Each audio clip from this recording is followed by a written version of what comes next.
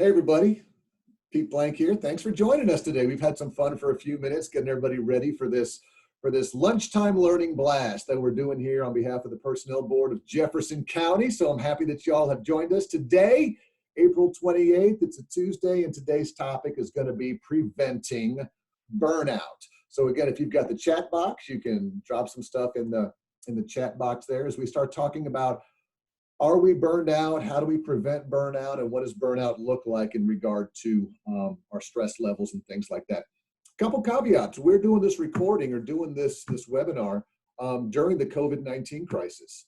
So it'll be very interesting for you to think about this concept of what does burnout look like pre-COVID-19 versus working remotely, working at home, having a displaced workforce. Because a lot of the data I'm going to share today is about workplace culture. When we talk workplace culture, we're talking about stuff that happens at work, but the culture is shifting now. You all know that once people start coming back to work, those who have been displaced and those who have been moved around a little bit, it can look a whole lot different as to what the culture looks like. And are people being burned out who are working remotely right now? We don't really know. So we're going to talk about that. Hey, Phyllis, thank you for joining us. Glad to have you here as well. All right, who? This is not the rock band. I should have put a graphic of the rock band. This is the world famous World Health Organization. And they're the ones who are following up on the coronavirus and the pandemic and giving us those numbers. They actually came out with an actual definition of what burnout is a little while ago. And they classified burnout as it's chronic workplace stress that has not been successfully managed. So if you have chronic workplace stress that has not been successfully managed, you may be feeling some of that burnout. And again, this is going to happen to all of us at one time or another in our work lives. Is the stress that's happening around us being managed correctly? We're about to find out. It can happen to anyone. So here's a funny story. I was speaking at a conference about 6 months ago, and it was for a medical community. And they were talking about all their physicians that were going to conferences, and every conference now has a breakout session called How to Prevent Physician Burnout, How to Prevent Nurse Burnout, How to Prevent Doctor Burnout. And so they go to these sessions, and then they come back and they're like, well, I guess I'm burnt out. Like they didn't know they were feeling burnout until they went to the session and reinforced that, oh my word, I must be burned out at work. But when we think about the official title of burnout, we think about the healthcare industry. Oh, they work so many hours. Maybe you think about Google, how they work 80 hours a week. There's got to be a high burnout in there. What other careers? Type it in the chat box for me if you want. What other careers do you think people think about when you say, what type of high level, high stress environment probably leads to burnout? Sure, people may say teachers. Absolutely, you got teachers out there because they get burned out. It's the same thing day in and day out. Could be public safety, police and fire maybe getting burnt out. Your first responders, absolutely. Teresa says law enforcement. Absolutely, all of your first responders. Pastors, Greg say, could be burned out. But here's the interesting thing about burnout, y'all. It can happen to anyone, hence the funky slide I just made. Yeah, it can happen to anyone. It doesn't have to be air traffic controllers. It doesn't have to be people that work 80, 90 hours a week. So we tend to associate it with long hours worked and a stressful environment. Burnout can really happen to anybody. And that's what we want to kind of talk about today. One of the key things that leads to burnout, according to a study done in Norway, the spirit of Norway, the Netherlands. I wasn't even close. In the Netherlands, I knew it started with N, is this concept of presenteeism.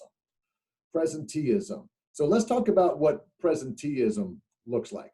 And if you're a supervisor or a manager and you're watching at this time, keep this in mind. Your employees are following your lead. Now, there's certain shifts like public safety, fire, police, where you have to be at work from 7 to 7, period. It's shift work. I think of manufacturing. You have to be there 7 to 7. But if you're working in an office environment, I saw someone say teaching, even if you're working as a teacher, yeah, I've got to be there between 8 to 3 or whatever. But if my principal, my boss, my supervisors always stay until 5, well, I better stay till 5. Hey, my supervisor is not taking a lunch. I guess I better not take a lunch. Hey, my supervisor. And so you start mirroring the traits of the supervisor, and that becomes presenteeism, which what we also used to call FaceTime. I'm just going to put in FaceTime. I want to go home, but I hate leaving every day before the boss leaves. That doesn't look bad. That's a horrible way, and it can lead to burnout. It's a horrible way to lead. So I want y'all to be really careful with that, because again, when you talk about presenteeism cultures, they've been linked to higher rates of burnout. People start coming to work when they're sick. They'll overwork. They'll stay longer than they're supposed to. Their families start suffering. So this idea of presenteeism can really lead to burnout as well. Now, I know in certain, like I said, certain locations, you have to be there all the time, but be careful about those industries where you don't have to be. Here's some numbers. These come from OC Tanner. You do not have to write these down, but I'll just share with you what some of the costs of burnout are. According to the 2020 Global Culture Report, 79% of employees are experiencing some type of burnout right now. Could be mild burnout, moderate, severe, but almost 80% of people are experiencing some type of burnout. What does that mean? Over 120,000 deaths per year can be attributed to burnout. How about that? $190 billion in healthcare spending attributed to burnout. 23% of people who feel burnt out are more likely to go to the emergency room. There's a higher risk of diabetes, coronary heart disease, high cholesterol, and 50% of turnover can be attributed to people being burnt out. They always say, oh, people leave a manager, they've got a bad manager. That could be a sub-factor of it, as well as just the fact that they're burnt out from their job because of the work culture. And then all of these numbers, I've got the red arrow next to them, all these numbers here, there's a 220% decrease in the probability of you having engaged employees. There's a 210% decrease in the odds that the employee is going to speak good about your organization. There's a 247% decrease in the chance of great work being done. So everything is going down as burnout goes up. So again, our whole goal is to try to minimize it. Well, Pete, who's in charge of reducing my burnout? Me or my supervisor? Both, but. Okay, both, but. It is up to the leader, the supervisor, the manager to create a culture that minimizes you being burned out. But it's also part of your responsibility as an employee when these factors come up, when these things start coming up, for you to go to your supervisor and say, I'm getting a little close to burnout and here's why. I'm feeling very stressed and here's why. I'm feeling very anxious and here's why. If your supervisor doesn't know, they can't adapt. If you've got a horrible supervisor out there, and I know we've got about 18 people on the webinar today, some of those people may be going, Pete, you don't have my supervisor. You have no idea how frustrating it is to work for this person. They're causing my burnout. If I just go tell them it's because of you, well, then your burnout will be over because you'll be fired. So, I mean, no more stress. But yeah, you've got to somehow take a little bit of accountability for this as well. So here's what the study shows. OC Tanner did a workplace study back in 2020, the early part of 2020. And what they found was, one of my opening questions for y'all was, do you think it's the culture, the leadership, or the work hours that causes burnout? They say it's the culture. They say their research shows that if you work for a poor culture, you're going to become burnt out more than normal. So doesn't matter if you're a supervisor, doesn't matter if you're an employee, an individual contributor. We do a training class at the personnel board all about culture. And in this, we talk about it's not the supervisor's job to be the only person to define the culture. Leaders can drive the culture, they can inspire the culture, but the employees are the ones who are going to own it. So even if you're like, Pete, I can't do anything about this, sure you can. Sure you can. So let's go ahead and jump into these 6. We've got about 5 minutes left, so we're going to rock and roll through these 6 essential elements of workplace culture. Number 1, purpose.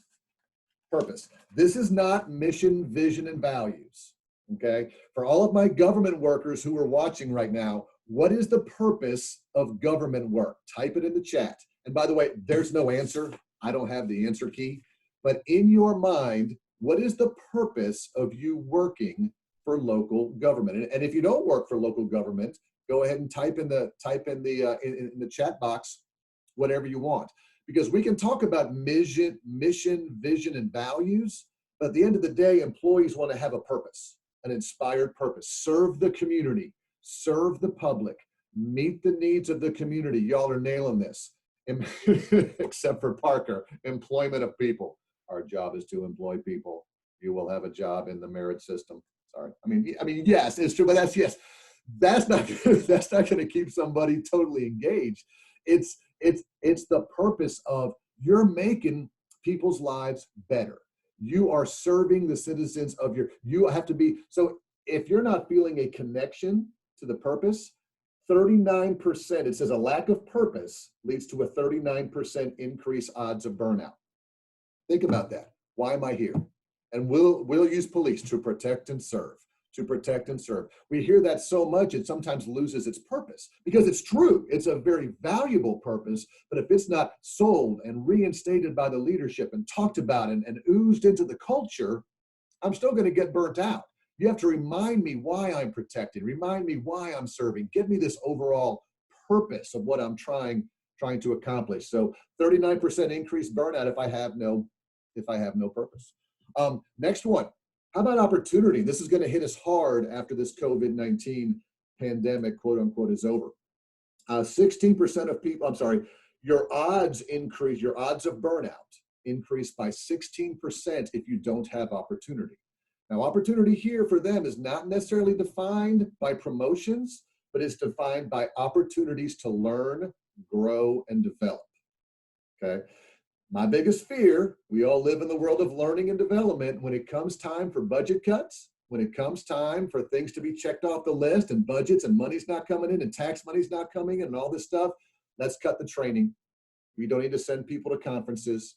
We don't have to invest in them anymore. And I understand the business rationale behind that, but you have to mirror that with the fact that there's a 16% higher chance odds of burnout if you take away my learning opportunity, you take away my time for growth, and you take away my time to get better as an employee.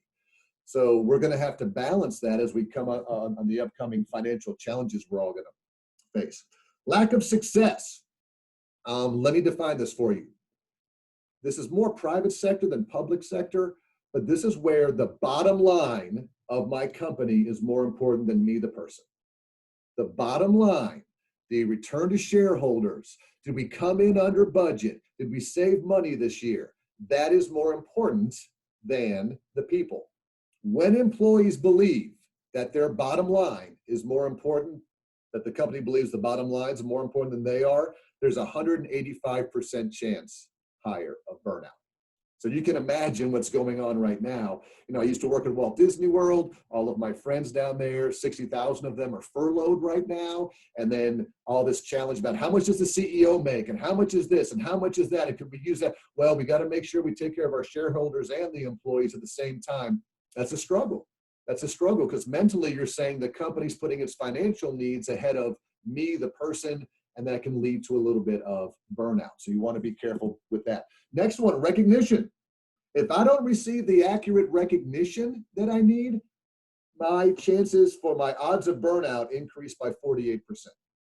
So again, don't just put this on the leaders, y'all. Create a peer-to-peer recognition process. We have something at the personnel board now where on our intranet system, if we see one of our coworkers doing something good or getting excited or do a nice job, we'll go in and we assign them a star, a personnel board star, and it goes on their formal, record card, I guess, or their, the official file, and then that gets sent to their supervisor, and they get an email that says great job, and they're mentioned at a quarterly staff meeting who got recognized. That's still important these days. So yes, the supervisor should do it, but you can do peer-to-peer recognition in your organization as well. Tell somebody good job, leave them a note, whatever it takes. That's important because that's going to increase to burnout if people are not getting that. Y'all mentioned leadership in the opening poll. Trust in leadership causes burnout if it's not there. A decreased trust in leaders leads to an increased odd of burnout by 29%. So again, leaders, how are you building trust during this time when people are working remotely?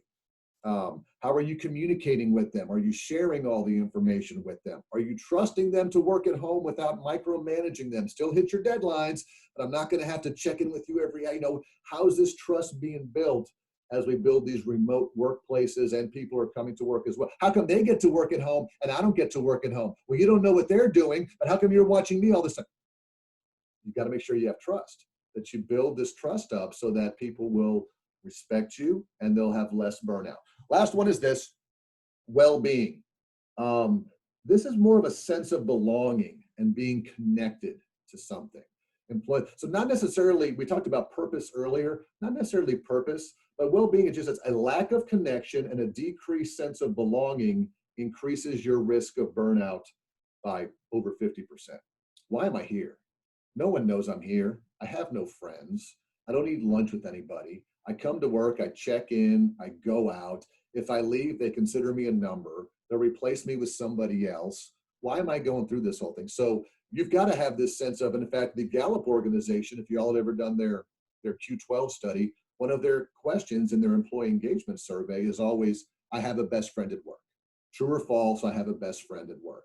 Now, not necessarily a best friend, you don't have a best, but you've got to feel connected in some way, connected to the organization and what they're getting done. So those are the top 6 things, again, that will help you reduce burnout the best you can. Burnout is caused by a lack of purpose, a lack of opportunity, a lack of success. The company saying success is more important than the people, a lack of recognition, a lack of trust in leadership, or a lack in well-being. So let's open up our last poll, and we'll have any last chat comments that you all might want as well. Hang on a second while I open this up.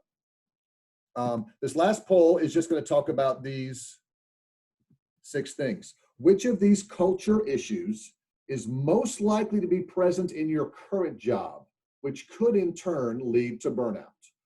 So where you are right now, this is anonymous. So again, this isn't emailed or sent to anybody's leaders. So go ahead and look at this poll right now. Which of these current issues is most likely to be present in your current job, which could lead to burnout? Do you not have a purpose? Do you not have an opportunity to learn, grow, and develop? Do you think that the company believes that the bottom line is more important than you are? Are you not getting the recognition that you would deserve? Do you not trust your leaders? Or do you not feel like you belong to somebody? So again, by choosing one of these, it doesn't mean that you're burnt out. It's just saying, if you were going to become burnt out, if one of these 6 was going to hit you between the eyes, which of these do you think at one time or another would actually maybe apply? So I'll give you a few more seconds. I love my local government employees. You all will take polls on anything, but once we're recording and it's out there and we're just not sure, Pete, are you sure you're not going to send it to Jeff? No, Jeff is not getting this, y'all, I promise. I didn't say low trust in leadership, Jeff. I just said low trust. And there goes my job security. All right, so a couple more seconds. Which of these are going to cause it? Let's end the polling. Let's share the results. And I know if you're watching this on a webinar, you can't see, but I'll tell you what the results were. Thank you for setting up training. The lack of opportunity to learn, grow, and develop is the highest ranked one of how people might feel burned out. Sure, I'll come to work, I'll do the job, I'll put in the time. But please remember, I want to get better. I want to learn new skills.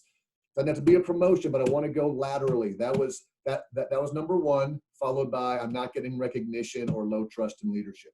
Okay, awesome. So that's your challenge today. Again, if you are working out there, just don't get burnt out. I mean, we're having all these things talking about stress, and it's all about going outside and walking around and exercise and get your mind right. All that's great, but in the workplace, you still got to have a purpose. You still got to have success. You still have to feel like you're part of something bigger. So excellent. So thank you all for joining us today. Any final comments, put them in the chat. If not, this is going to end our meeting for today.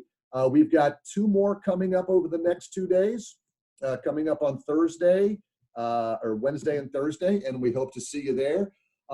Thank you all for joining us. Appreciate it. It's been a fun day. Go out and enjoy this beautiful, beautiful weather. Don't get burnt out, and we'll talk to you again soon.